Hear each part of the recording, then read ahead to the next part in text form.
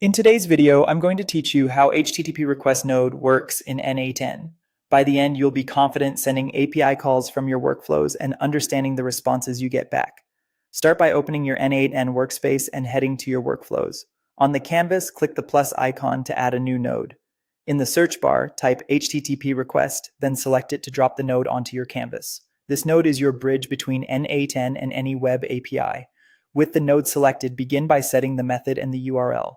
Your method tells the API what you want to do. Choose get when you want to fetch data, and post when you want to send or create data. Depending on the API, you might also use putty or patch to update records or delete to remove them. Next, paste the target API endpoint into the URL field. Make sure it's complete and accurate, including version numbers or paths, and avoid placing secrets in the URL. If the API requires authentication, open the authentication section in the node. Pick the type the service expects, such as API key, OAuth2, or basic auth. Use n8n's credentials to store tokens and passwords securely rather than hard-coding them in the node. For API keys, choose whether they go in a header or a query parameter based on the provider's docs. Keep your credentials private and scope to only what's needed. Now add your request details. For GET requests, place filters, search terms, or pagination values in query parameters. For POST or PUT, switch to the body tab and choose the format the API expects. JSON is most common. Define your keys and values clearly, and set headers like content type to match your body format.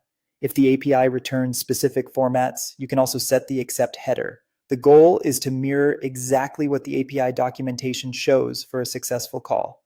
When everything looks good, test the node by clicking Execute Node. Review the response panel to see the status code, headers, and JSON body. If you don't see what you expect, double-check the method, endpoint URL, authentication, headers, and parameter names. You can enable full response and options to inspect every detail and adjust timeouts or redirects if needed. And keep an eye on error messages. They often point to a missing header or an invalid field. Once your test succeeds, you're ready to run the full workflow and integrate this request with the rest of your automation.